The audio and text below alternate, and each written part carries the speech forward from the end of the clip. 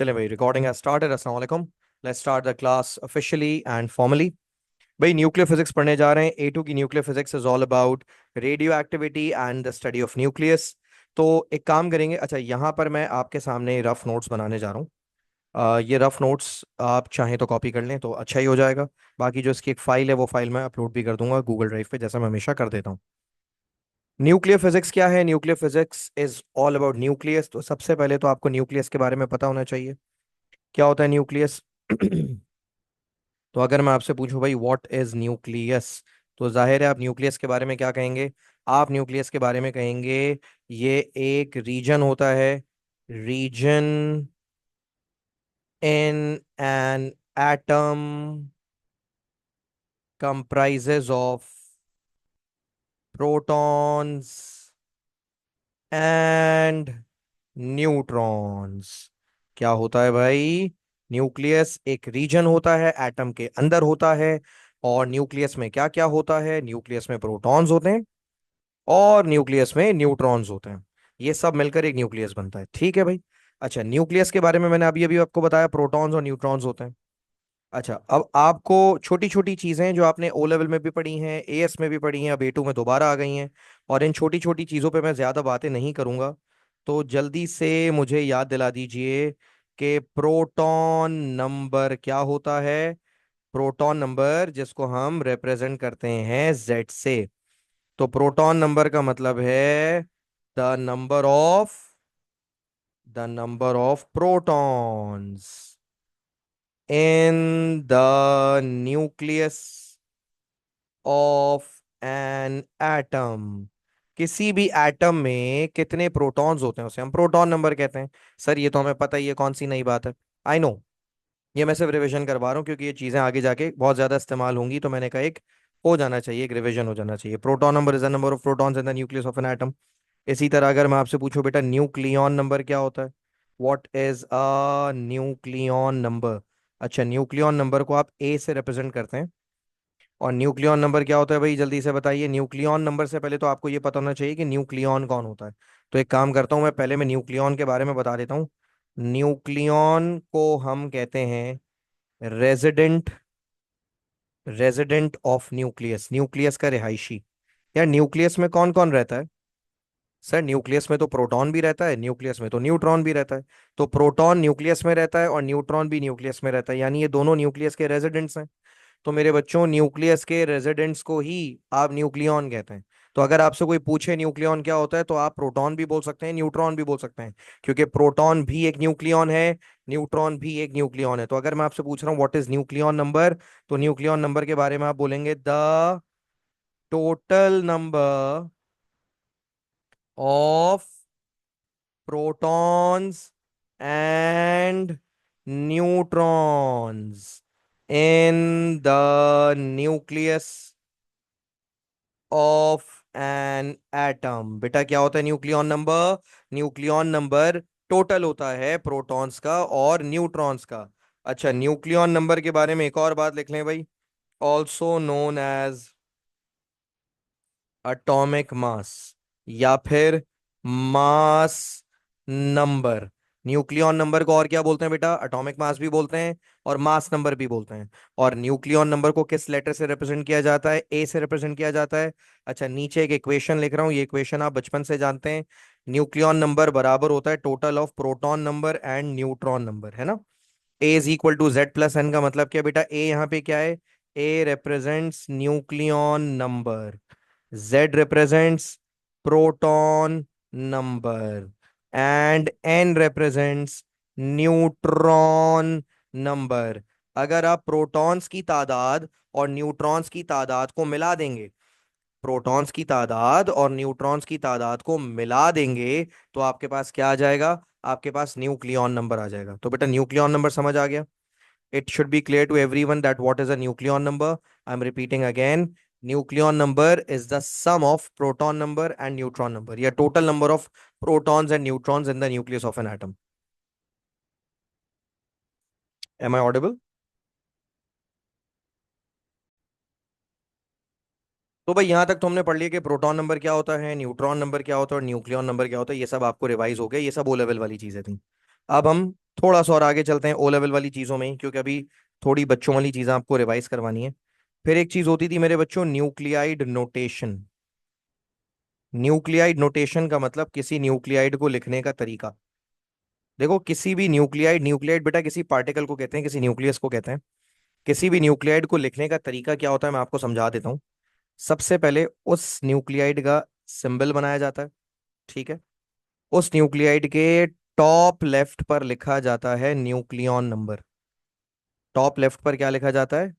Nucleon number. और उसके bottom left पर लिखा जाता है चार्ज नंबर। क्या लिखा जाता है बेटे? Charge number. क्या लिखा जाता है, फिर से बताओ? Charge number. और ये आपने बना दिया उस चीज का सिंबल, ठीक है। इसको मैं ऐसे भी लिख सकता हूं, एक्स इज इक्वल टू, ऊपर लिखेंगे आप न्यूक्लियॉन नंबर, न्यूक्लियॉन नंबर को रिप्रेजेंट करते हैं ए से। और नीचे आप लिखते हैं प्रोटॉन नंबर या चार्ज नंबर। क्या लिखते हैं? चार्ज नंबर या फिर प्रोटॉन नंबर। अगर उस चीज में प्रोटॉन है तो प्रोटॉन नंबर लिख दीजिएगा, उस चीज में प्रोटॉन नहीं है, उसका कोई चार्ज है, तो नीचे चार्ज नंबर लिख दीजिएगा। तो किसी भी न्यूक्लियाइड को लिखने का ये तरीका होता है। जैसे मैं आपको छोटी छोटी एग्जांपल्स दे देता हूँ, एग्जांपल्स आपको ऑलरेडी पता भी हैं, ठीक है। जैसे मैं अगर आपके सामने एक एग्जांपल देता हूँ, फर्ज करें हाइड्रोजन की।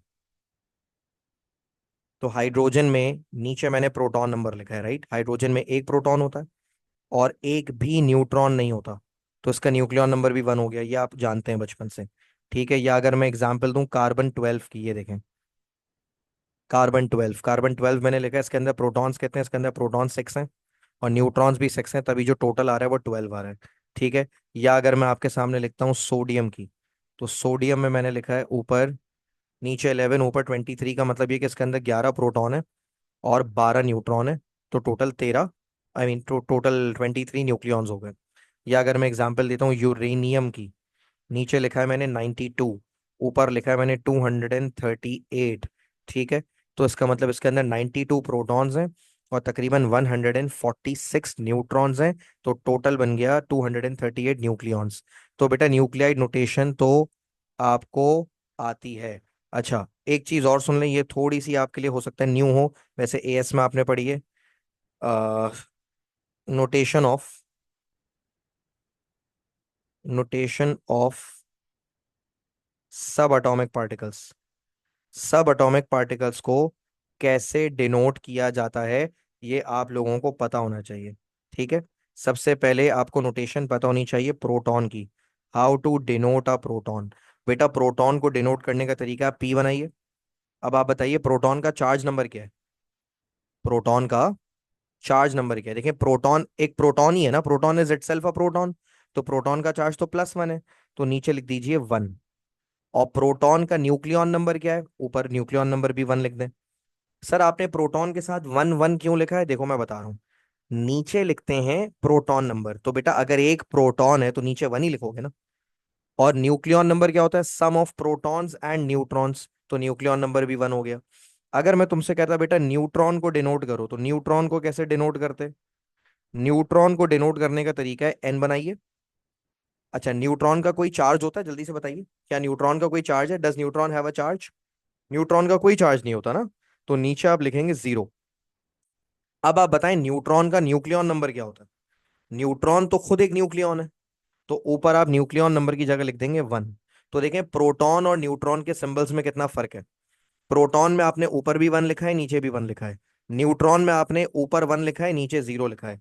अच्छा फिर आपको आनी चाहिए इलेक्ट्रॉन को डिनोट करने का तरीका। इलेक्ट्रॉन को कैसे डिनोट करते हैं बेटा? इलेक्ट्रॉन को डिनोट करने का तरीका बहुत आसान है, आप ई बनाइए, ठीक है। अब बताइए इलेक्ट्रॉन क्या कोई प्रोटॉन या न्यूट्रॉन है? Is electron a nucleon? Electron कोई न्यूक्लियॉन तो नहीं है ना भाई। इलेक्ट्रॉन ना ही एक प्रोटॉन है, इलेक्ट्रॉन ना ही एक न्यूट्रॉन है, तो इलेक्ट्रॉन का न्यूक्लियॉन नंबर हो गया 0। तो इलेक्ट्रॉन में ऊपर 0 लिखते हैं और नीचे आप लिखेंगे -1। सर हमने नीचे -1 क्यों लिखा है?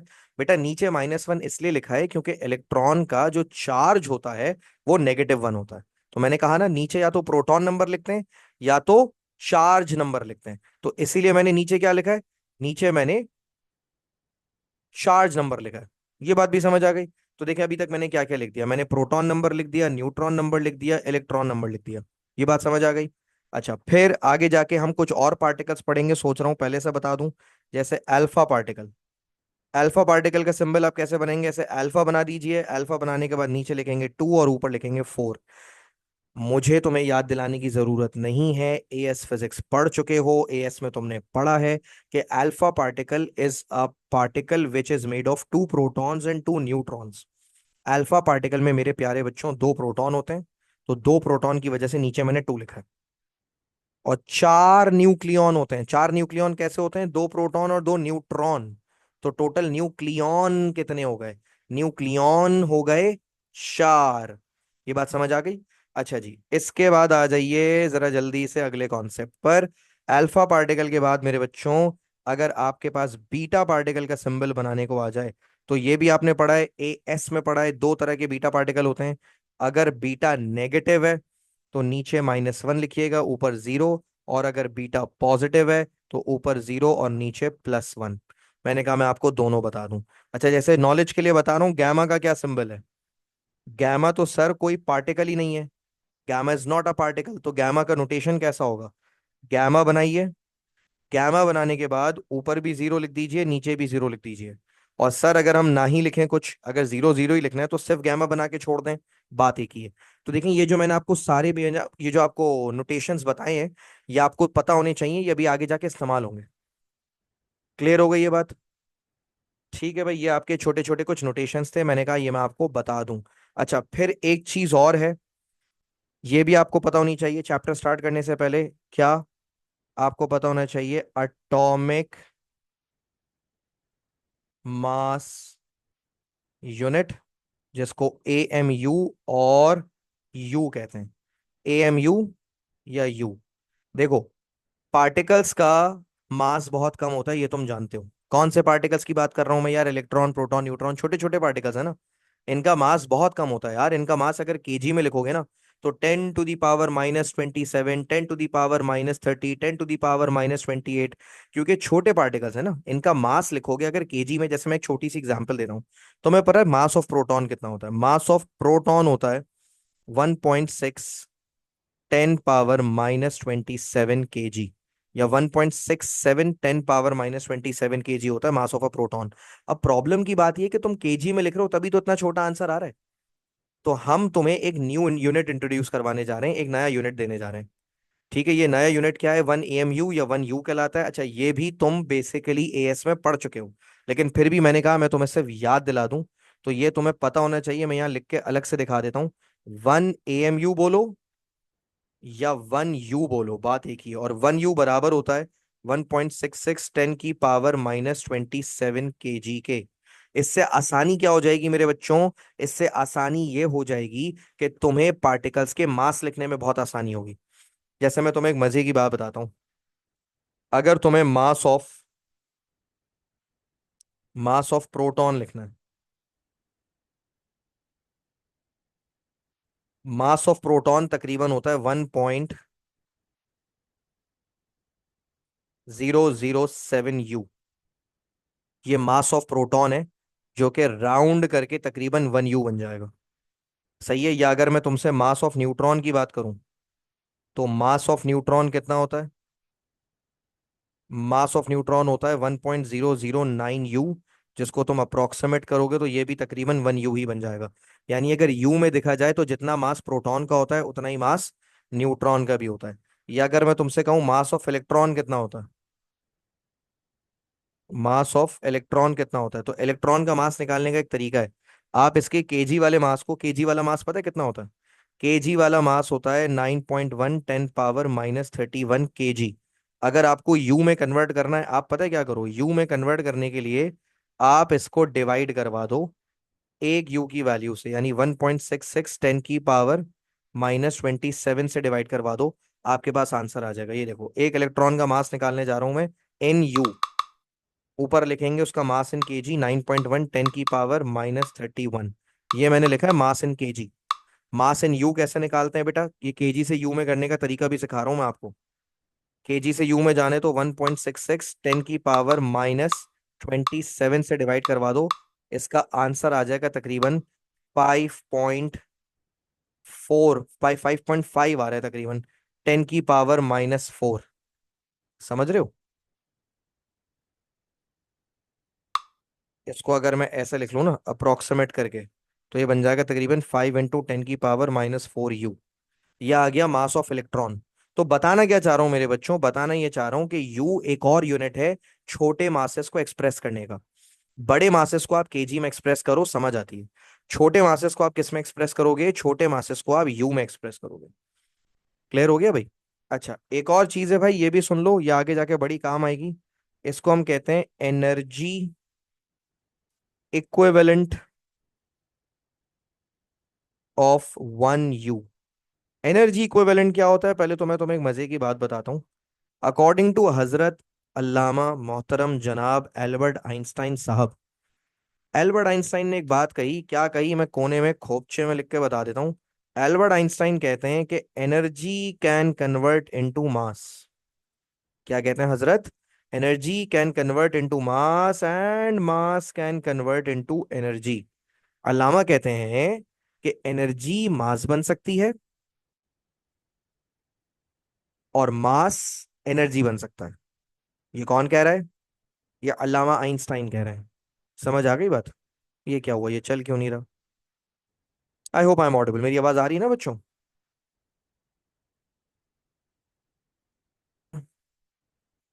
तो भाई हजरत अल्लामा क्या कह रहे थे, अल्लामा कह रहे थे energy can convert into mass and mass can convert into energy. Sir ये एनर्जी इक्विवेलेंट क्या होता है? बेटा एनर्जी इक्विवेलेंट का मैं आपको मतलब समझाता हूँ। देखो, अगर तुम 1 U मास को एनर्जी में कन्वर्ट करोगे तो कितनी एनर्जी आएगी? तो एक काम करते हैं, निकालते हैं। देखो फॉर्मूला दिखा रहा हूँ। फॉर्मूला होता है एनर्जी का, E = mc²। E = mc²। मास की जगह पता है क्या लिखो? 1.66 10⁻⁻27। ये 1 U की वैल्यू है, ठीक है। ये किसकी वैल्यू है? ये 1 U की वैल्यू है। और सी की जगह लिखो 3 × 10⁻⁸ का स्क्वायर। इससे तुम्हें पता चल जाएगा कि अगर 1 U मास एनर्जी में कन्वर्ट हुआ तो कितनी एनर्जी हासिल होती है। ये देखो, ये सारी चीजें मैं इसलिए बता रहा हूँ क्योंकि बेटा ये आगे जाके अभी पेपर में इस्तेमाल होंगी। 1.66 10⁻⁻27 इंटू 3 एक्सपोनेंट 8 का स्क्वायर। बेटा मेरे पास फाइनल आंसर आ रहा है 1.494 10⁻⁻10 जूल। ये आंसर आ गया जूल में। एक काम करो यार, इसको ना लगे हाथ इलेक्ट्रॉन वोल्ट में कन्वर्ट कर लो। इससे तुम्हें ये पता चल जाएगा कि ये एनर्जी जब इलेक्ट्रॉन वोल्ट में आएगी तो कितनी आएगी। इलेक्ट्रॉन वोल्ट में कन्वर्ट करने का मैं आपको तरीका बता रहा हूँ। इलेक्ट्रॉन वोल्ट में कन्वर्ट अगर करना है कभी भी, तो आप जूल वाली एनर्जी को डिवाइड करवा लीजिए 1.6 10⁻⁻19 से। ये मैं आपको पहले भी पढ़ा चुका हूँ, ये आपने क्वांटम फिजिक्स वाले चैप्टर में भी ये वाली कन्वर्जन्स बहुत की हैं, जूल को इलेक्ट्रॉन वोल्ट में करना या इलेक्ट्रॉन वोल्ट को जूल में करना। अच्छा, जब आप इसको डिवाइड करवाएंगे ना, क्या था भाई? 1.494 10⁻⁻10 डिवाइडेड बाय 1.6 10⁻⁻19। बेटा जो फाइनल आंसर आ जाएगा ना तुम्हारे पास, वो तकरीबन आ जाएगा 9337 आ रहा है ना। तो आप इसको करेंगे 934 × 10⁻6 इलेक्ट्रॉन वोल्ट। कितना आ गया बेटा? 934 × 10⁻6 इलेक्ट्रॉन वोल्ट। और अगर आप बुरा ना माने तो मैं 934 10⁻6 का प्रीफिक्स क्या होता है भाई? 10⁻6 को आप बोल सकते हैं मेगा इलेक्ट्रॉन वोल्ट। तो अच्छा भाई, पता ये चला, क्या पता चला? कि अगर कभी 1 U मास एनर्जी में कन्वर्ट होगा तो इतनी एनर्जी मिलेगी। फिर से बता रहा हूं, अगर कभी 1 U मास एनर्जी में कन्वर्ट हुआ तो इतनी एनर्जी मिलेगी। कितनी एनर्जी मिलेगी? 934 मेगा इलेक्ट्रॉन वोल्ट की एनर्जी मिलेगी आपको। समझ आ गई बात? ठीक है, अगर कभी भी 1 U मास एनर्जी में कन्वर्ट हुआ तो इतनी एनर्जी मिलेगी, ये बात रट्टा मार लीजिए। क्लियर हो गया भाई? अच्छा, अब देखें शुरू से मैंने अभी तक आपको क्या क्या पढ़ा दिया, मैं एक छोटा सा रिफ्रेशर दे देता हूं ताकि आपको पता चले। देखें, जब से हमने टॉपिक स्टार्ट किया मैंने आपको बताया न्यूक्लियस क्या होता है, मैंने आपको बताया प्रोटॉन और न्यूट्रॉन, न्यूक्लियॉन नंबर क्या होता है, मैंने आपको बताया न्यूक्लियाइड नोटेशन कैसे कहते हैं, मैंने आपको बताया सब एटॉमिक पार्टिकल्स को किस तरह से डिनोट किया जाता है, मैंने आपको बताया कि 1 AMU असल में क्या होता है, या 1 U कितने मास को 1 U कहते हैं। फिर मैंने आपको बताया कि अगर 1 U मास एनर्जी में कन्वर्ट हो जाए आइंस्टाइन की रिलेशन के थ्रू, तो कितनी एनर्जी हासिल होती है। यहां तक कर लेने के बाद अब मैं आपको फाइनली वो चीजें पढ़ाने जा रहा हूं जो पेपर में आती हैं। तो सर अभी तक हम क्या कर रहे थे आधे घंटे से? मैं बताता हूँ। असल में अभी तक इस चैप्टर को पढ़ने के लिए जो टूल्स रिक्वायर्ड थे वो मैं आपको बता रहा था, वो मैं आपको सिखा रहा था। अब हमारे पास टूल्स आ गए हैं, तो अब हम ये चैप्टर स्टार्ट करते हैं। ठीक है भाई। पहली चीज जो इस चैप्टर में बहुत ज्यादा पेपर में पूछी जा चुकी है या पूछी जाती है, उसे हम कहते हैं the concept of mass defect. Mass defect. Mass defect क्या होता है? आइए मास डिफेक्ट को मैं आपको समझाता हूं। बड़े मजे का कॉन्सेप्ट है। बेटा आप कोई भी एक अच्छा सा प्यारा सा एटम इमेजिन करो। Imagine an atom. जैसे मैंने तो कर भी लिया है। मैंने एक एटम इमेजिन किया और मेरे दिल में पता है क्यों आया? क्योंकि मुझे देनी ही इसकी एग्जाम्पल थी। मैं तो फजूल में टाइम वेस्ट कर रहा था इमेजिन करवा के। मैं एक एटम की मिसाल दे रहा हूँ, डायरेक्ट सुनो भाई। ठीक है। हीलियम का न्यूक्लियस। किसको इमेजिन करो भाई? हीलियम के न्यूक्लियस को इमेजिन करो। हीलियम का न्यूक्लियस देखने में कैसा होता है पता है? हीलियम का न्यूक्लियस देखने में कैसा होता है? हीलियम जिसका प्रोटॉन नंबर होता है 2 और न्यूक्लियन नंबर होता है 4। इमेजिन करो एक हीलियम के न्यूक्लियस को। मैं हीलियम के न्यूक्लियस बना के दिखाता हूँ, इमेजिन करने में आसानी होगी। हीलियम का न्यूक्लियस बनता है 2 प्रोटॉन्स और 2 न्यूट्रॉन से। किससे बनता है हीलियम का न्यूक्लियस? हीलियम का न्यूक्लियस बनता है 2 प्रोटॉन्स और 2 न्यूट्रॉन से। समझ आ गई बात? अच्छा जी। अब आप हीलियम के न्यूक्लियस को इमेजिन कर लिया आपने? ठीक है। इसे मैं बोलूंगा न्यूक्लियस। न्यूक्लियस। अब एक बात बताएं, हीलियम का न्यूक्लियस बना किससे? आप बोलेंगे सर हीलियम का न्यूक्लियस बना है 2 प्रोटॉन से और 2 न्यूट्रॉन से। हीलियम का न्यूक्लियस किससे बना है भाई? हीलियम का न्यूक्लियस बना है 2 प्रोटॉन से और 2 न्यूट्रॉन से। तो इन्हें मैं ऑल टुगेदर बोलूंगा न्यूक्लियॉन्स। क्या बोलूंगा? इन्हें मैं ऑल टुगेदर बोलूंगा न्यूक्लियॉन। न्यूक्लियॉन की स्पेलिंग भूल गया मैं, क्या होती थी न्यूक्लियॉन की स्पेलिंग? NuCleon। हाँ याद आ गए, न्यूक्लियॉन्स। तो भाई उल्टे हाथ पे मैंने न्यूक्लियस बनाए, सीधे हाथ पे मैंने न्यूक्लियॉन्स बनाए। अब मैं आपको मजे की एक बात बताऊं, सुनिएगा, ये बड़ी इंटरेस्टिंग बात है। ठीक है, पे अटेंशन। एक चीज या एक तरफ मैंने क्या बनाया? एक तरफ मैंने बनाया हीलियम का न्यूक्लियस, और दूसरी तरफ मैंने क्या बनाया? दूसरी तरफ मैंने बनाए हैं वही न्यूक्लियॉन्स जिनसे वो न्यूक्लियस बना है। अब मास डिफेक्ट क्या होता है? मास डिफेक्ट की पहले मैं आपको डेफिनेशन लिखवाता हूं, फिर मैं कॉन्सेप्ट समझाता हूं। डेफिनेशन देखिएगा। डेफिनेशन देखें। The difference the difference in mass of nucleons and mass of nucleus. Mass defect क्या होता है मेरे बच्चों? मास डिफेक्ट होता है difference in mass of nucleons and mass of nucleus. क्या सर, क्या मतलब है, क्या मतलब है इस बात का? मैं आपको समझाता हूं। आप एक काम करो, इमेजिन अ तराजू। Imagine a what? Imagine a तराजू। तराजू इमेजिन करें। तराजू समझते हैं? बैलेंस। बैलेंस। एक बैलेंस इमेजिन करें। अच्छा, बैलेंस में आपने क्या करना है? तराजू में आपको पता है ना, तराजू में एक तरफ एक पैन होता है, दूसरी तरफ दूसरा पैन होता है। ये आपका तराजू आ गया। सब्जी वालों के पास देखा है ना तराजू? तराजू आ गया भाई। ठीक है। एक तरफ एक पैन आ गया, दूसरा तरफ दूसरा पैन आ गया। एक तरफ आप क्या करो, एक तरफ ये न्यूक्लियस उठाकर रख दो। ये न्यूक्लियस मैंने यहाँ उठाकर रख दिया। क्या उठाकर रख दिया भाई साहब? न्यूक्लियस उठाकर एक पैन के ऊपर रख दिया। अब जो दूसरा पेन है, दूसरे पेन पे न्यूक्लियस मत रखो। दूसरे पेन पे ये अलैदा अलैदा न्यूक्लियॉन्स रखो। क्या रखो भाई? दूसरे पेन पे क्या? ओहो, टन पेंसिल का चार्ज खत्म। 1 मिनट रुकिएगा। तो भाई साहब पेंसिल चार्ज हो गई है। सीन ऐसा है कि हमने लिया एक तराजू। तराजू में एक तरफ हमने रख दिया न्यूक्लियस, और तराजू में हम दूसरी तरफ रखेंगे न्यूक्लियॉन्स। समझिएगा भाई, ये बड़ी जबरदस्त गुफ्तगू होने जा रही है। एक तरफ आपने रखा है न्यूक्लियस, एक तरफ आपने रखा है न्यूक्लियॉन्स। ठीक है भाई, एक तरफ न्यूक्लियस, एक तरफ न्यूक्लियॉन्स। फर्क क्या है सर न्यूक्लियस में और न्यूक्लियॉन्स में? देखो न्यूक्लियॉन्स हैं अलग अलग, अलहदा अलहदा, अभी वो जुड़े नहीं है।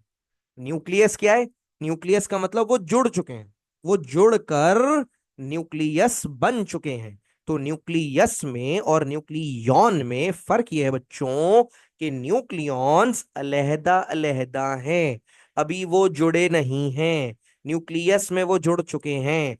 जब आप उनको तराजू पे रखेंगे, तो तराजू पे रखने से क्या होगा? तराजू पे रखने से आपको हैरानी होगी। हैरानी ये होगी कि आप बहुत हैरान होंगे जानकर कि भाई साहब जो न्यूक्लियॉन्स हैं उनका मास ज्यादा आएगा, और जो न्यूक्लियस है उसका मास कम आएगा। क्या कहा मैंने? मैंने कहा भाई जब आपने तराजू पे रखा तो ये क्या हो गया? तराजू पे रखने से ये हुआ कि भाई न्यूक्लियॉन्स भारी निकले, न्यूक्लियस हल्के हो गए। सर ऐसा कैसे हो सकता है? ये कौन सी साइंस पढ़ा रहे हैं आप? आप कह रहे हैं कि चार बॉल्स थी, चारों का मास अलग अलग था, फिर चारों को जोड़ के एक ही बना दिया। तो जब चारों को जोड़ के एक ही बनाया तो मास कम हो गया। ये कौन सी साइंस है बेटा? यही तो साइंस है, यही तो पढ़ाना है आपको। समझ रहे हैं भाई?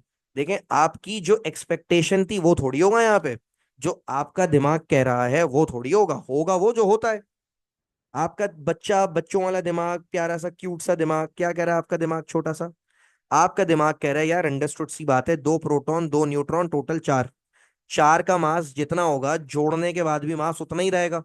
लेकिन ऐसा होता नहीं है, यही तो दहशत है, यही तो वहशत है, यही तो करामत है।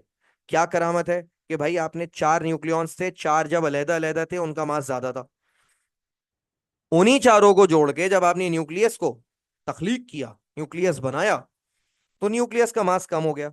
तो भाई इससे आपको क्या सीख मिली? अब मैं काम कर रहा हूं, मैं इन न्यूक्लियॉन्स और न्यूक्लियस को वापस अपनी जगह पे भेज रहा हूं, ताकि मैं कुछ आपको लिख के भी बता सकूं। देखें, ये हमने उठाया न्यूक्लियस, न्यूक्लियस को भेज दें जगह पे, थैंक यू न्यूक्लियस भाई। और ये हमने न्यूक्लियॉन्स को भी वापस जगह पे भेज देना है, थैंक यू न्यूक्लियॉन्स। और ये हमने तराजू हटा देना है। तो सुने भाई, क्या जानेंगे आप, क्या सीखेंगे आप, क्या देखेंगे आप ये देखेंगे कि मास ऑफ न्यूक्लियॉन्स हमेशा मास ऑफ न्यूक्लियस से ज्यादा होता है। इसीलिए मैंने ग्रेटर का एरो बनाया है, ठीक है? तो आप क्या लिखेंगे? आप लिखेंगे, यहां मैं नीचे लिख रहा हूं, मास ऑफ न्यूक्लियॉन्स हमेशा ज्यादा होता है मास ऑफ न्यूक्लियस से। ठीक है? और इनका जो डिफरेंस है, डिफरेंस, उसके डिफरेंस को आप मास डिफेक्ट कहते हैं। तो अगर मैं तुमसे कहूं बेटा मास डिफेक्ट निकालो, तो मास डिफेक्ट का फॉर्मूला क्या बनेगा? मास डिफेक्ट का फॉर्मूला बनेगा mass of nucleons minus mass of nucleus. Mass of nucleons minus mass of nucleus, ये किसका फॉर्मूला है मेरे बच्चों? ये मास डिफेक्ट का फॉर्मूला है। ये याद होना चाहिए। और मास डिफेक्ट को किस लेटर से रिप्रेजेंट करते हैं? मास डिफेक्ट को मैं ऊपर लिखकर दिखा देता हूं हेडिंग के साथ ही। मास डिफेक्ट को रिप्रेजेंट करते हैं डेल्टा एम से। डेल्टा एम, डेल्टा एम का मतलब मास डिफेक्ट। पेपर में जब भी मास डिफेक्ट निकालने का सवाल आएगा, आप क्या करेंगे? आप न्यूक्लियॉन्स के मास में से न्यूक्लियस के मास को कड़क उड़ा देंगे। तो जब आप न्यूक्लियॉन्स के मास में से न्यूक्लियस का मास माइनस करेंगे, आपके पास मास डिफेक्ट आ जाएगा। तो भाई मास डिफेक्ट समझ आ गया? जी सर मास डिफेक्ट समझ आ गया, बेहतरीन समझ आ गया। मास डिफेक्ट से हमें यही समझ आया कि न्यूक्लियॉन्स का मास ज्यादा होता है, लेकिन जब वही न्यूक्लियस मिलकर न्यूक्लियस बन जाते हैं तो मास कम हो जाता है। समझ आ गया ना भाई? अगर ये समझ आ गया तो एक थम्स अप दे दो। गुड। अब देखो तुम्हारा सवाल जरूर आने वाला होगा या चल रहा होगा तुम्हारे दिमाग में, सर ठीक है आप बड़े हैं, हम आपकी इज्जत करते हैं, तो हमने आपकी इज्जत की खातिर मान लिया कि न्यूक्लियॉन्स का मास ज्यादा होता है और न्यूक्लियस का मास कम होता है, हमने मान लिया। आप बड़े हैं, आपकी इज्जत करते हैं इसलिए मान लिया। लेकिन सर इसका कोई रीजन है या बस ये मानना है? कोई रीजन वीजन नहीं है कि भाई क्यों न्यूक्लियॉन्स भारी होते हैं और न्यूक्लियस बनने के बाद मास क्यों कम हो जाता है। और वो जो मास का डिफरेंस है वो गया कहाँ? कहाँ गया भाई? क्योंकि law of conservation of mass तो कहता है कि मास ऑलवेज रिमेन्स कांस्टेंट। आप कह रहे हैं नहीं भाई मास कांस्टेंट नहीं है। तो अब मैं आपको एक बड़े मजे की एक हकीकत बताने जा रहा हूं असल में। अरे क्या बात है, चीती, जबरदस्त जवाब आ भी गया। असल में ये जो मास डिफेक्ट है ना, तो देखें नीचे मैं लिख देता हूँ, स्टेरिक डाल के लिखता हूँ। Mass defect converts into binding energy. Mass defect converts into binding energy. Sir ये बाइंडिंग एनर्जी क्या होती है? बाइंडिंग एनर्जी क्या होती है मैं तुम्हें समझाता हूँ बेटा, एक काम करो ना। मैं कहता हूँ बेटा ये चार पार्टिकल हैं, ये प्रोटॉन आ गया, ये प्रोटॉन आ गया, ये न्यूट्रॉन आ गया, ये न्यूट्रॉन आ गया। चारों को जोड़ो और चारों को जोड़ के न्यूक्लियस बनाओ। चारों को जोड़कर क्या बनाओ?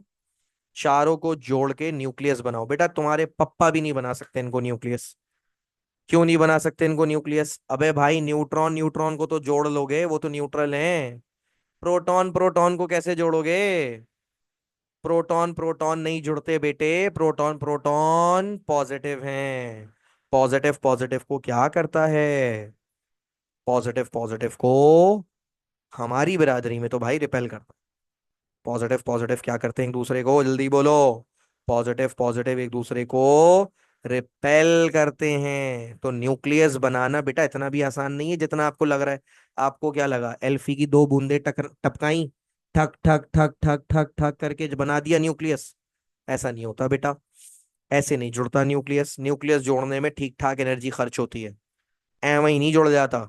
न्यूक्लियॉन्स ऐसे ही जोड़ दिए और न्यूक्लियस बन गया? जी नहीं।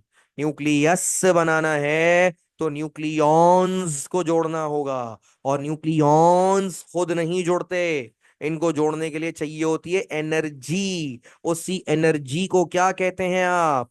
उस एनर्जी को कहते हैं बाइंडिंग एनर्जी। देखो ना नाम में ही छुपा है वर्ड बाइंडिंग। बाइंडिंग का मतलब बाइंड करने के लिए, बाउंड करने के लिए जो एनर्जी चाहिए। समझ आ गई बात? तो आपके ख्याल में अब अगला टॉपिक कौन सा पढ़ने जा रहे हैं हम, जल्दी बताओ। Which is the next topic we are going to talk about, come on. Yes, we will be talking about binding energy. Good scenes. तो आइए बाइंडिंग एनर्जी को समझते हैं। अच्छा, बाइंडिंग एनर्जी की आपके पेपर में या आपकी मार्किंग स्कीम में दो पॉसिबल डेफिनेशंस हैं, मैं दोनों लिख रहा हूं, ठीक है? बाइंडिंग एनर्जी की मेरे बच्चों तुम्हारे पास दो डेफिनेशंस हैं। I am going to write both of the definitions. पहली डेफिनेशन में लिख रहा हूं, the energy required to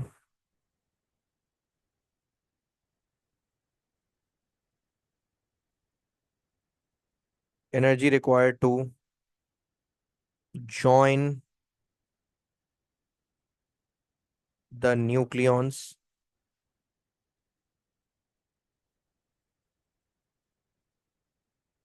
into a nucleus, bringing them bringing them from infinity. The energy required to join the nucleons into a nucleus, bringing them from infinity. और ये क्या हुआ?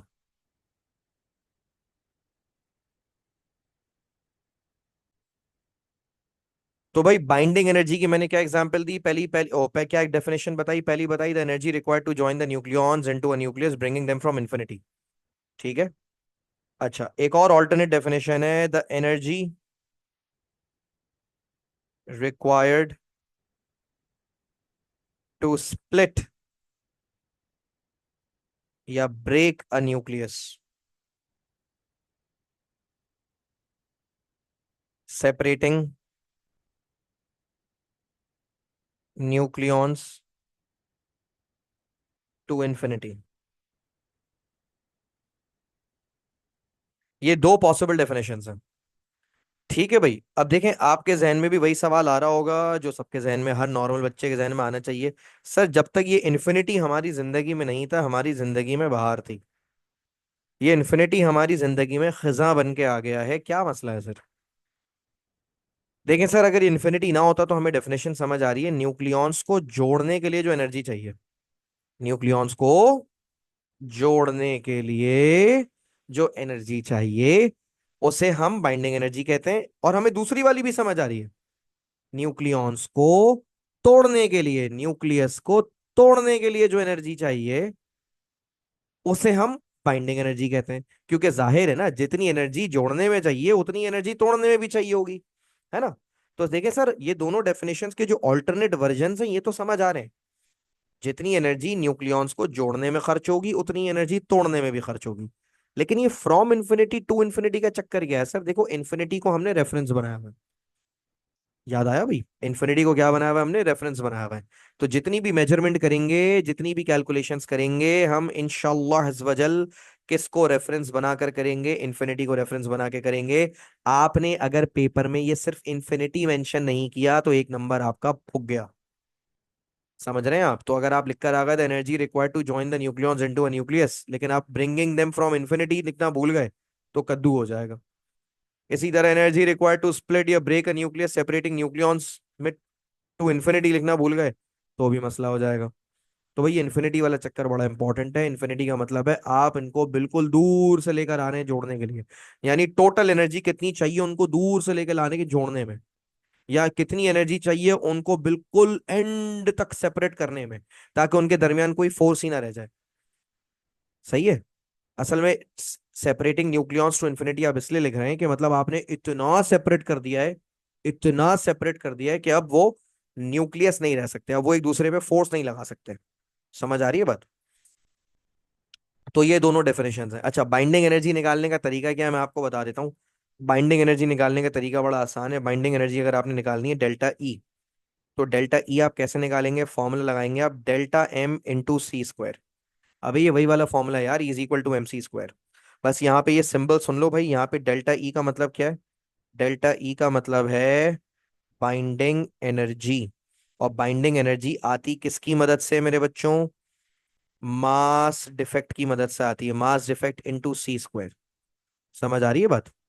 अच्छा, मैं तुम्हें एक बड़ा वो अपना टेक्निक वाला फॉर्मूला बताऊं। एक बड़े मजे का फॉर्मूला बता रहा हूँ, तुम्हारा पेपर में टाइम बचेगा। एक तो ये फॉर्मूला बता दिया ना मैंने, कौन सा फॉर्मूला बता दिया? Delta E is equal to delta M C square. एक और फॉर्मूला बता रहा हूँ, ये तुम्हें बहुत काम आएगा। If mass defect is in you instead of KG, अगर मास डिफेक्ट आपको यू यानी एएमयू में दिया हुआ है बजाय केजी के, पेपर में दोनों सूरतें हो सकती हैं। पेपर में एक सूरत ये हो सकती है कि मास डिफेक्ट आपके पास केजी में हो, और पेपर में एक सूरत ये भी हो सकती है कि मास डिफेक्ट आपके पास यू में हो। तो अगर आपके पास मास डिफेक्ट की वैल्यू यू में निकली हुई है, तब तो बेटा बहुत ही आसान है। तब आपको क्या करना है? सिंपल, आपने मास डिफेक्ट की वैल्यू को मल्टीप्लाई करवा देना है 934 मेगा इलेक्ट्रॉन वोल्ट से। आपके पास एनर्जी आ जाएगी इन इलेक्ट्रॉन वोल्ट्स। एनर्जी आ जाएगी इन इलेक्ट्रॉन वोल्ट्स। बच्चा पूछता है सर ये फॉर्मूला आया कहां से, ये आपने कैसे कर दिया कि आपने मास को 934 से मल्टीप्लाई करा दिया? अबे ऊपर बताया तो था, ऊपर ये तो बताया था कि अगर 1 यू हो तो कितनी एनर्जी बनती है। कितनी बताई थी बताओ? 1 यू की कितनी एनर्जी बताई थी मैंने, कि अगर 1 यू मास एनर्जी में कन्वर्ट होगा तो कितनी एनर्जी बनेगी? सर 934 मेगा इलेक्ट्रॉन वोल्ट बनेगी। तो जितना भी यू होगा उसको 934 से मल्टीप्लाई करा दो, एनर्जी आ जाएगी। ऊपर वाले फॉर्मूला से अगर तुम एनर्जी निकालोगे ना भाई, ऊपर वाले फॉर्मूला से, तो ऊपर वाले फॉर्मूला से जो एनर्जी आएगी तुम्हारे पास, वो इन जूल आएगी, इन जूल आएगी। नीचे वाले फॉर्मूला से एनर्जी तुम्हारे पास डायरेक्ट इलेक्ट्रॉन वोल्ट में आ जाएगी। लेकिन नीचे वाले फॉर्मूला में मास कौन से यूनिट में होना चाहिए? नीचे वाले फॉर्मूला में मास होना चाहिए यू वाले यूनिट में। तो बेटा ये तो हम सवाल देख के ही डिसाइड करेंगे कि हमें एनर्जी जूल में निकालनी है या इलेक्ट्रॉन वोल्ट में निकालनी है, या क्या करना है या क्या नहीं करना है। मैंने कहा मैं आपको दोनों चीजें बता दूं। समझ आ गई बात? स्पीड नहीं यूज हो रही इसमें, देखो स्पीड इसलिए यूज नहीं हो रही कि जो 1 U की एनर्जी है ना, वो तुम ऑलरेडी स्पीड यूज करके ऊपर निकाल चुके हो। ये देखो ना यार, ऊपर मैंने निकलवाई तो थी, ये वाली हेडिंग पढ़ो क्या डली हुई है। Energy equivalent of 1 U। अबे अगर 1 U की एनर्जी तुम इतनी निकाल चुके हो, तो 2 U की कितनी होगी? इसी से 2 को मल्टीप्लाई कर दो। 3 U की कितनी होगी? 934 से 3 को मल्टीप्लाई कर दो। 4 U की कितनी होगी? 934 से 4 को मल्टीप्लाई कर दो। तो जितने भी यू में आंसर आ रहा है तुम्हारा, उसको 934 से मल्टीप्लाई कर दो, दैट्स इट। वो जो तुम कह रही हो कि स्पीड ऑफ लाइट यूज नहीं होगी, स्पीड ऑफ लाइट यूज करके ही तो निकाला है ये 934 मेगा इलेक्ट्रॉन वोल्ट। क्या ख्याल है? चलें यार। तो भाई अगर बाइंडिंग एनर्जी की डेफिनेशन और बाइंडिंग एनर्जी का फॉर्मूला समझ आ गया है, तो जरा एक थम्स अप दे दें फटाफट से।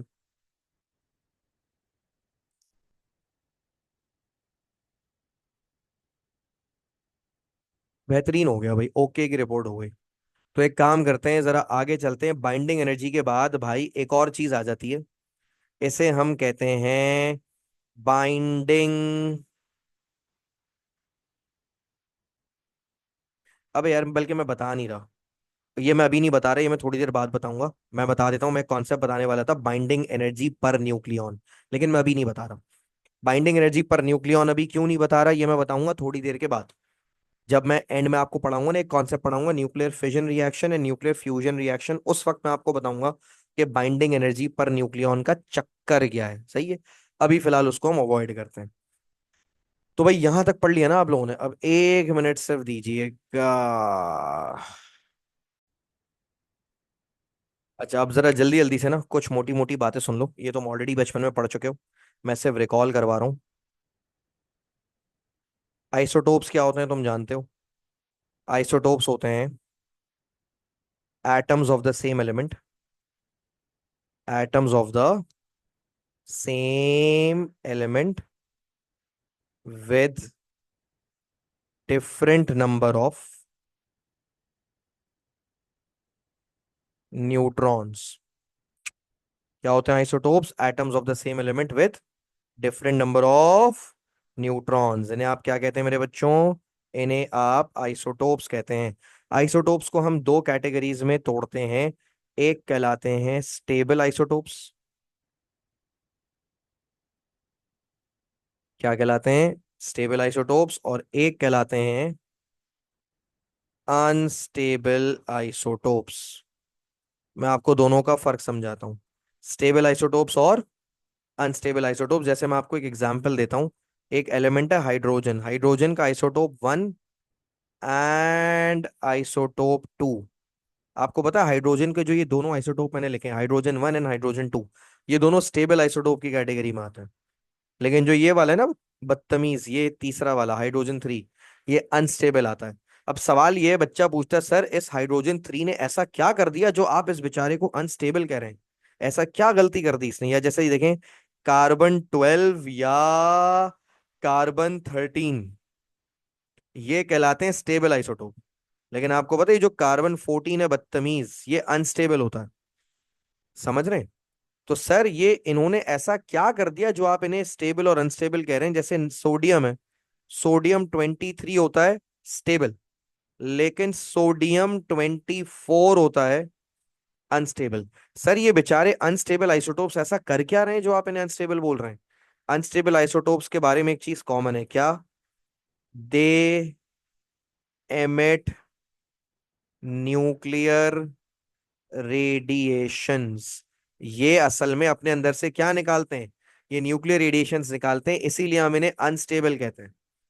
हम इन्हें क्या कहते हैं बच्चों? हम इन्हें अनस्टेबल कहते हैं। क्यों कहते हैं? क्योंकि ये अपने अंदर से क्या निकालते हैं? Nuclear radiations. This is Y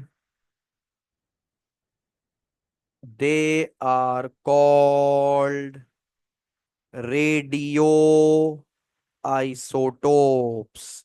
radio isotopes या रेडियो एक्टिव आइसोटोप्स क्या होते हैं? रेडियो एक्टिव आइसोटोप्स ऐसे आइसोटोप्स होते हैं जो अपने अंदर से रेडिएशंस निकालते हैं। रेडियो एक्टिव आइसोटोप्स रेडिएशंस निकालते हैं, that is why they are radioisotopes. अच्छा, अनस्टेबिलिटी के लिए एक और चीज सुन लें। Those isotopes are unstable Those isotopes are unstable in which ratio of neutron number to proton number is too high। Sir, कौन से आइसोटोप्स अनस्टेबल होते हैं? बेटा, वो आइसोटोप्स अनस्टेबल होते हैं जिसमें ratio of neutron number to proton number बहुत क्या हो? बहुत हाई हो। यानी न्यूट्रॉन्स की तादाद प्रोटॉन्स की तादाद के मुकाबले में बहुत ज्यादा हो, ऐसे आइसोटोप्स अनस्टेबल हो जाते हैं। समझ आ रही है बात? और अनस्टेबल हो और अगर स्टेबल होना चाहते हो तो स्टेबल होने के लिए क्या करेंगे? ये रेडियो एक्टिविटी करेंगे। ठीक है, the those isotopes are unstable in which ratio of neutron number to proton number is too high. अच्छा जी। अब जाहिर है जो आइसोटोप्स अनस्टेबल हैं वो स्टेबल होने के लिए रेडियो एक्टिविटी करेंगे। तो आइए मैं आपको लगे हाथ रेडियो एक्टिविटी भी पढ़ा दूं। क्या होती है रेडियो एक्टिविटी? रेडियो एक्टिविटी को डिफाइन किया जाता है the emission of nuclear radiations. Radio activity क्या होती है? The emission of nuclear radiations from an unstable nucleus at random। किसी भी अनस्टेबल न्यूक्लियस में से रेडिएशंस का निकलना क्या कहलाता है? रेडियो एक्टिविटी कहलाता है। समझ आ रही है बात? पे फिर से रिपीट कर रहा हूं, सुनिएगा गौर से। किसी भी अनस्टेबल न्यूक्लियस में से रेडिएशंस का निकलना रेडियो एक्टिविटी कहलाता है, बस। और ये एट रैंडम लिखना मत भूलिएगा, क्योंकि रेडियो एक्टिविटी का जो प्रोसेस होता है ना वो रैंडम होता है। यानी रेडिएशंस रैंडमली निकलती हैं, जो न्यूक्लियाई हैं वो रैंडमली डिके होते हैं।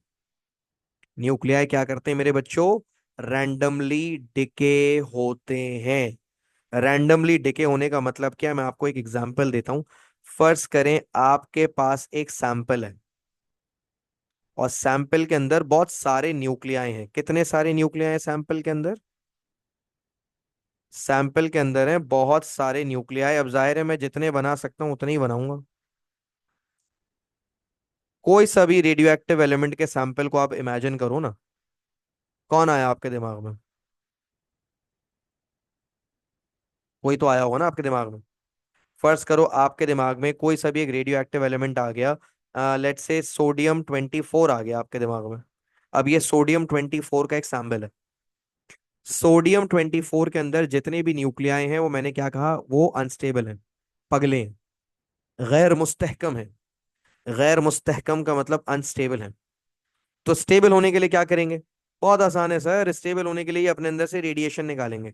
अब आप बताएं इनमें से पहले कौन निकालेगा रेडिएशन? आप बोलोगे सर हमें क्या पता, कोई सा भी निकाल सकता है। तो यही तो मेरा पॉइंट है, कोई सा भी निकाल सकता है। फर्ज करो इसने निकाल दी, इसने रेडिएशन निकाल दी, और रेडिएशन निकालने के बाद ये क्या हो गया? ये डिके हो गया। आप ऐसे बोलेंगे सर ये डिके हो गया, ये तो बदल गया। सही है, तुम बदल गए हो। समझ रहे हो? क्या हुआ? रेडिएशन निकाल के ये भाई साहब बदल गया, बदला बदला सा बर्ताव करने लगा। ठीक है, पहले जैसा नहीं रहा। अच्छा, अब बताएं इसके बाद कौन रेडिएशन निकालेगा? आप बोलोगे सर हमें क्या पता। That's my point. हमें नहीं पता, कोई सा भी रेडिएशन निकाल सकता है। मान लो इसने रेडिएशन निकाल ली, ये भी डिके हो गया। अब बताओ इसके बाद कौन रेडिएशन निकालेगा? सर हमें क्या पता। दैट्स माय पॉइंट, कोई सा भी रेडिएशन निकाल सकता है। रेडियो एक्टिविटी का प्रोसेस भाई साहब रैंडम है ना। आप ये प्रिडिक्ट कर सकते हैं कौन सा न्यूक्लियस डिके होगा, ना आप ये प्रिडिक्ट कर सकते हैं कब डिके होगा, ना आप ये प्रिडिक्ट कर सकते हैं कि सर एक एक करके होगा, ये एक साथ दो भी हो सकते हैं, एक साथ 10 भी हो सकते हैं, सब हो सकता है। सब हो सकता है। हटो बचो रैंडम प्रोसेस है ये। कद्दू कुछ प्रिडिक्ट नहीं कर सकते आप। आप प्रिडिक्ट करोगे अबे यार सर एक एक करके हो रहे हैं, वो दो दो करके होने लग जाएंगे। आप बोलोगे सर दो दो करके हो रहे हैं, वो एक भी नहीं करेंगे। कुछ प्रिडिक्ट नहीं कर सकते आप इनके बारे में, बदतमीज हैं ये। समझ आ गई बात? और जब वो रेडियो एक्टिविटी कर लेते हैं तो आप क्या बोलते हैं? इसके इसके लिए आप क्या लफ्ज इस्तेमाल करते हैं? आप बोलते हैं सर वो डिके हो गए। क्या हो गए भाई साहब? डिके हो गए। ठीक है, समझ आ गई भाई? अच्छा जी। तो ये तो बात हमें समझ आ गई कि भाई रेडियो एक्टिविटी का जो प्रोसेस प्रोसेस होता है वो रैंडम होता है। अच्छा ये भी सुन लो भाई, तीन तरह की न्यूक्लियर रेडिएशंस निकलती हैं। There are three types of nuclear radiations emitted from आ या बल्कि इस बार बस थ्री टाइप्स ऑफ रेडिएशंस लिख दो, काफी है। एक का नाम है भाई साहब अल्फा पार्टिकल्स, एक का नाम है बीटा पार्टिकल्स, और एक का नाम है गैमा रेस। अच्छा जी, असल जो पेपर में चीज आती है ना, अब आएगी A2 फिजिक्स। अब तक ना A2 वाली वाइब नहीं आ रही थी, आप लोग भी सोच रहे होंगे सर मजा नहीं आ रहा। अब आएगी A2 वाली वाइब आप लोगों को इंशाल्लाह। क्या पढ़ेंगे भाई? Law of radioactive decay. ये चीज आपने ना ओ में पढ़ी है ना एएस में पढ़ी है, ये A2 में पढ़ते हैं आप पहली बार, law of radioactive decay. क्या कहते हैं law of radioactive decay क्या होता है, law of radioactive decay हमें क्या बताता है? ठीक है, तो आइए law of radioactive decay को समझते हैं। तो law of radioactive decay को लिखते हैं कुछ इस तरह: the rate of the rate of decay is directly proportional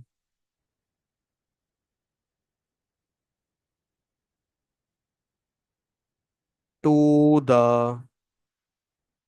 number of undecayed nuclei. ओए होए होए होए, क्या लिखा हुआ है भाई? The rate of decay is directly proportional to the number of undecayed nuclei. पहले तो बताएं सर, ये रेट ऑफ डिके का मतलब क्या है? अबे रेट ऑफ डिके का मतलब ये है कि कितने न्यूक्लियस डिके हो रहे हैं, कितने न्यूक्लियस डिके हो रहे हैं, इसे आप कहते हैं रेट ऑफ डिके। समझ आ गई बात? कितने न्यूक्लियस डिके हो रहे हैं, that is rate of decay. तो रेट ऑफ डिके को आप लिखेंगे इस तरह से: delta N upon delta T. Rate of decay, rate का तो मतलब बच्चा बच्चा जानता है, per unit time. Rate of decay का मतलब है कितने न्यूक्लियस डिके हो रहे हैं, number of nuclei decaying per unit time. कहीं कोने खोपचे में लिख लो, क्या होता है rate of decay? The number of nuclei decaying per unit time, rate of decay. अब rate of decay directly proportional किसके होता है? Rate of decay directly proportional होता है मेरे बच्चों किसके? Rate of decay directly proportional होता है नंबर ऑफ अनडिकेड न्यूक्लियाई के। क्या मतलब है, मैं आपको समझाता हूं। मिसाल के तौर पे शुरू में सैंपल के अंदर अनडिकेड न्यूक्लियाई थे 100। कितने थे? 100 अनडिकेड न्यूक्लियाई थे, यानी 100 न्यूक्लियाई हैं जो अभी तक डिके नहीं हुए। सही है। बाद में अनडिकेड न्यूक्लियाई की तादाद हो गई फर्ज करें 80, यानी 20 डिके हो गए। ठीक है। और बाद में चलें, डिकेड न्यूक्लियाई की तादाद हो गई 50, और बाद में डिकेड न्यूक्लियाई की तादाद हो गई 30। अब आप नोट करें, अनडिकेड न्यूक्लियाई कम होते जा रहे हैं। अनडिकेड न्यूक्लियाई कम होते जाएंगे ना, तो रेडियो एक्टिविटी का प्रोसेस भी स्लो होता जाएगा। अनडिकेड न्यूक्लियाई जितने ज्यादा होंगे, रेडियो एक्टिविटी का प्रोसेस उतना ज्यादा होगा। समझ रहे हैं बात? मैं फिर से दोहरा रहा हूं, सुन लीजिए। जब अनडिकेड न्यूक्लियाई ज्यादा होते हैं, यानी शुरू में तो ज्यादा ही होते हैं ना, तो रेडियो एक्टिविटी जल्दी जल्दी होती है। और जब डिकेड न्यूक्लियाई की तादाद बढ़ती है और अनडिकेड की कम हो जाती है, तो रेडियो एक्टिविटी का प्रोसेस भी क्या हो जाता है मेरे बच्चों? स्लो हो जाता है। कितने बच्चों को ये बात समझ आ गई, जल्दी से बता दें? Rate of decay is directly proportional to the number of undecayed nuclei. और अगर नहीं समझ आई है ना, लेट्स से मैं अज्यूम कर लेता हूं कि इस क्लास में कुछ बच्चे ऐसे भी हैं जिनको समझ नहीं आई, तो उन बच्चों को मैं इजी करके समझा रहा हूं। और फर्ज करो, पहले अनडिकेड न्यूक्लियाई कितने? अनडिकेड उनको मैं लिख देता हूं UD। अनडिकेड न्यूक्लियाई 100, तो डिकेड कितने, डिकेड 0 है, मान लो अभी एक भी डिके नहीं हुआ। थोड़ी देर के बाद अनडिकेड न्यूक्लियाई हो गए 80, तो बेटा अगर अनडिकेड 80 है तो डिकेड कितने हो गए, डिकेड हो गए 20, 20 डिके हो गए। थोड़ी देर के बाद तुमने नोट किया भाई अनडिकेड न्यूक्लियाई 50, तो बताओ डिकेड न्यूक्लियाई कितने होंगे। सर अगर अनडिकेड 50 हैं तो जाहिर है डिकेड भी 50 ही होंगे। बाद में मान लो अनडिकेड न्यूक्लियाई रह गए 30, तो डिकेड कितने हो गए 70। अब बताओ अनडिकेड न्यूक्लियाई की तादाद कम हो रही है ना, है ना। अनडिकेड न्यूक्लियाई की तादाद कम हो रही है, पहले 100 थे, फिर 80 थे, फिर 50 थे, फिर 30 थे। तो तुम्हारा जो प्रोसेस है रेडियो एक्टिविटी का वो क्या होता चला जाएगा, वो स्लो होता चला जाएगा। शुरू में अनडिकेड न्यूक्लियाई ज्यादा थे, तेज तेज तेज तेज तेज तेज, खपा खप जल्दी जल्दी रेडियो एक्टिविटी हो रही थी। जैसे जैसे अनडिकेड न्यूक्लियाई की तादाद कम होती चली गई, इसका इंटरेस्ट भी कम होता चला गया। इसने बोला अबे यार क्या डिके शिके करें, समझ रहे हो। शुरू में ये एक्साइटेड होता है, बोलता है अरे दादा इतने सारे अनडिकेड न्यूक्लियाई फोड़ो, जल्दी जल्दी डिके हो रहे होते हैं। लेकिन जैसे जैसे अनडिकेड न्यूक्लियाई कम होते चले जाते हैं, डिकेड न्यूक्लियाई बढ़ते चले जाते हैं, इसका इंटरेस्ट खत्म होता चला जाता है, प्रोसेस ढीला होता चला जाता है, स्लो होता चला जाता है। ये भी हमारी तरह है, थोड़ी देर के लिए मोटिवेटेड, थोड़ी देर के लिए एक्साइटेड, उसके बाद ढीले। समझ आ रही है भाई। तो अब मुझे ऐसा लगता है कि मेरे निकम्मे बच्चों को ये बात समझ आ गई होगी। तो आप लिखेंगे कैसे, delta N upon delta T is directly proportional to minus N. Minus N, N का मतलब है अनडिकेड न्यूक्लियाई या जितने न्यूक्लियाई उसके अंदर थे।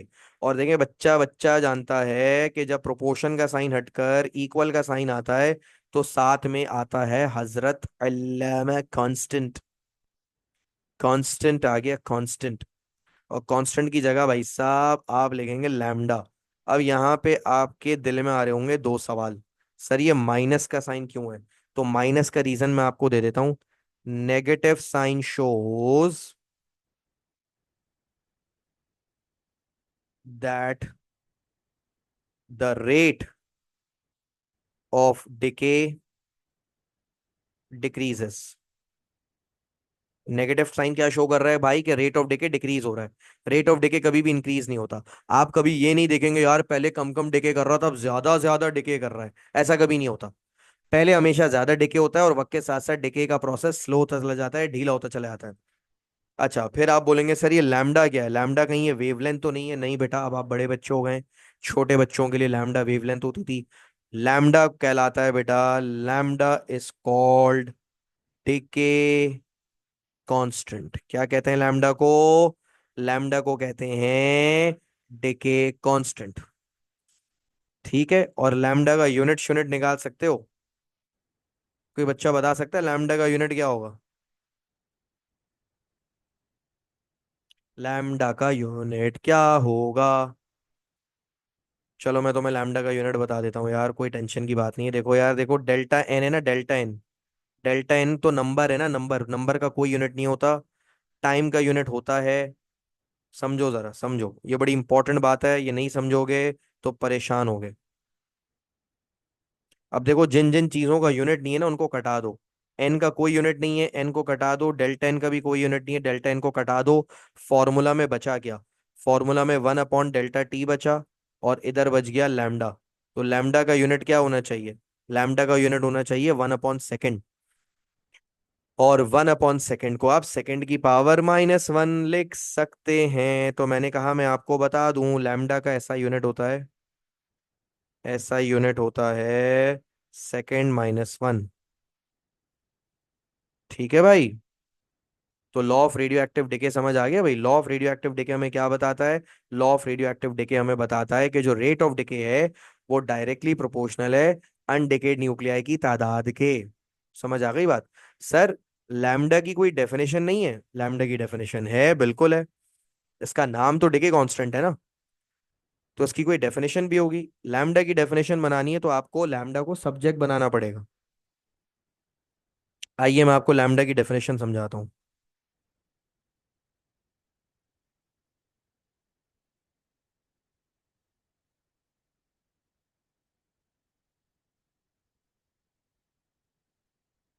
लैम्डा को अगर आप सब्जेक्ट बनाएंगे तो क्या इक्वेशन बन जाएगी, माइनस को 1 मिनट के लिए छोड़ दें, माइनस सिर्फ ये शो करता है कि प्रोसेस डिक्रीज हो रहा है। ठीक है, अभी आपको मैं बताता हूँ बेटा लैम्डा की डेफिनेशन। अगर आप लैम्डा को सब्जेक्ट बनाएंगे तो देखें क्या बनेगा, ये बन जाएगा डेल्टा एन अपॉन एन, वहां नीचे जाके मल्टीप्लाई हो जाएगा एन डेल्टा टी। क्या बन गया भाई, delta N upon n delta t. Lambda को सब्जेक्ट बनाया मैंने और कुछ भी नहीं किया। तो इसकी डेफिनेशन क्या बन जाएगी पता है? अब देखो उसकी डेफिनेशन में क्या लिख रहा हूं। प्रोबेबिलिटी प्रोबेबिलिटी ऑफ डिके पर यूनिट टाइम। बच्चा पूछता है सर ये क्या हरकत है, प्रोबेबिलिटी ऑफ डिके, सर ये क्या लिख रहे हैं आप? अबे भाई अब मैं तुम्हें बताता हूँ यहाँ प्रोबेबिलिटी क्या है। ये देखो भाई, ये आ गया delta N upon n. Delta N upon n बेटा प्रोबेबिलिटी को बोलते हैं। ये बच्चों को पता नहीं होता लेकिन आपको मैं बता देता हूँ, टेंशन लेने की बात नहीं है। Delta N upon n is actually called probability. Probability कैसे निकालते हैं मैथ्स वालों? प्रोबेबिलिटी कैसे निकालते हैं? Possible outcomes divided by total number of outcomes, है ना भाई? प्रोबेबिलिटी कैसे निकालते हैं? ऐसे ही निकालते हैं ना। तो देखो डेल्टा एन का मतलब है कितने डिके हो गए। डेल्टा एन का मतलब है कितने डिके हो गए। और नीचे एन का मतलब है कितने थे। है ना, जैसे अभी यहाँ पे एक जवाब आया sir, favourable outcomes divided by total outcomes. है ना, ये प्रोबेबिलिटी ऐसे ही तो निकलती है। तो ये किसकी प्रोबेबिलिटी? ये डिके की प्रोबेबिलिटी है। क्या प्रोबेबिलिटी है? कितने डिके हो गए डिवाइडेड बाय कितने थे। डेल्टा एन का मतलब कितने डिके हो गए, एन का मतलब कितने थे। तो ये जब आप करेंगे आपके पास आ जाएगी प्रोबेबिलिटी। तो प्रोबेबिलिटी को आपने किससे डिवाइड करवा दिया? टाइम से डिवाइड करवा दिया, ये बन गया आपका लैम्डा। सही है भाई। तो लैम्डा की डेफिनेशन भूलनी नहीं है आपने। लैम्डा की डेफिनेशन क्या होती है? लैम्डा की डेफिनेशन होती है प्रोबेबिलिटी ऑफ डिके पर यूनिट टाइम। चल सीन्स, अभी किसी ने सवाल पूछा सर लैम्डा की वैल्यू, लैम्डा कांस्टेंट है तो उसकी कोई वैल्यू है? असल में बेटा हर सैंपल का लैम्डा अलग होता है। ठीक है, जैसे स्प्रिंग कांस्टेंट था ना, हर स्प्रिंग का अलग होता था, बिल्कुल वैसे ही हर सैंपल का लैम्डा अलग होता है। इसकी कोई फिक्स्ड वैल्यू नहीं होती। तो भाई एक बात बताओ, अभी तक यहां तक जितना पढ़ा दिया समझ आ गया तो एक थम्स अप दे दो जरा फटाफट से।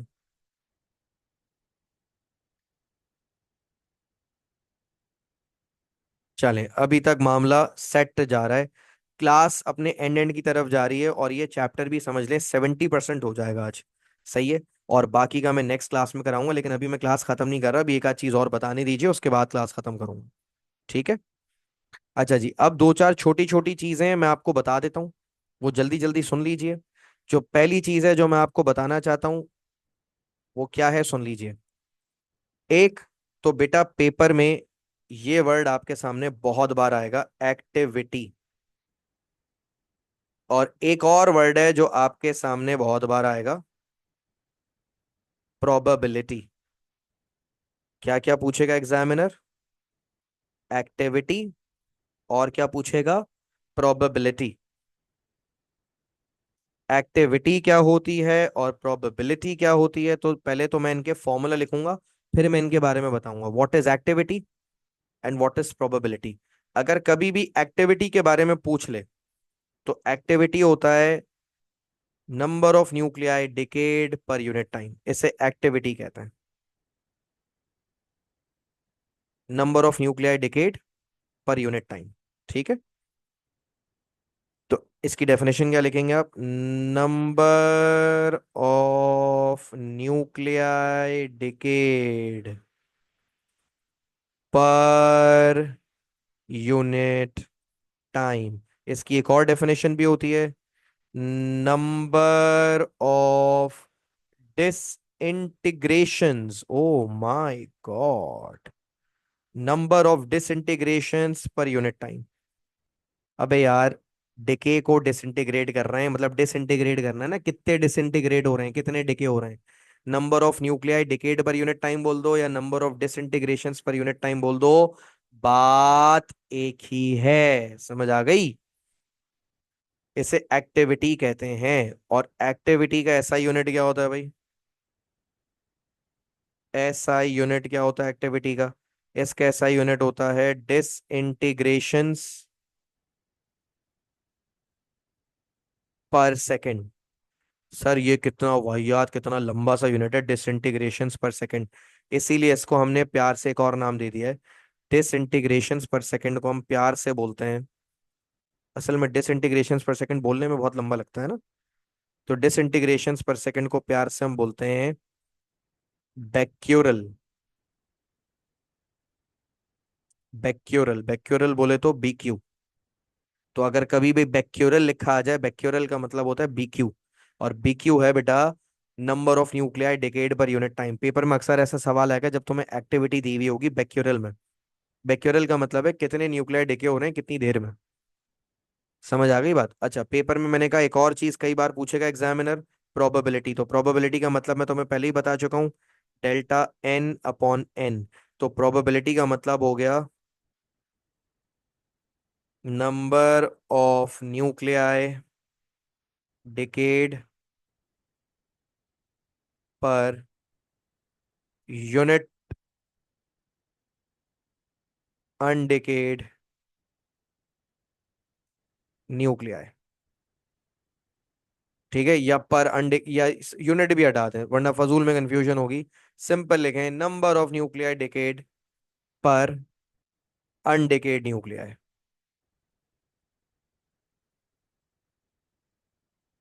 कितने न्यूक्लियाई डिके हुए कितने में से, that is probability.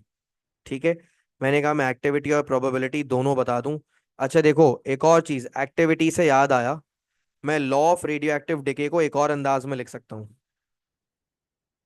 Law of radioactive decay can also be written as, law of radioactive decay था क्या? क्या था law of radioactive decay? Law of radioactive decay ये था भाई। Law of radioactive decay था मेरे चुन्ने मुन्नो, हाँ, delta N delta T is equal to lambda N। यही था ना? नेगेटिव साइन मैंने बस इसलिए नहीं लगाया क्योंकि कैलकुलेशंस में नेगेटिव साइन का कोई काम नहीं होता यहाँ पे। यही था ना law of radioactive decay. अब ये पूरी चीज की जगह मैं क्या लिख सकता हूँ? ये पूरी चीज किसके बराबर है जल्दी से बताओ? ये पूरी चीज तो एक्टिविटी के बराबर है। तो law of radioactive decay को आप ऐसे भी लिख सकते हैं, activity is equal to lambda N। ये किसका फॉर्मूला आ गया भाई? ये law of radioactive decay का ही फॉर्मूला है, activity is equal to lambda N। तो delta N delta T is equal to lambda N लिखें या A is equal to lambda N लिखें, बात एक ही है। तो ये आखिरी वाली बात समझ आ गई ना बच्चों? थम्स अप देना जरा।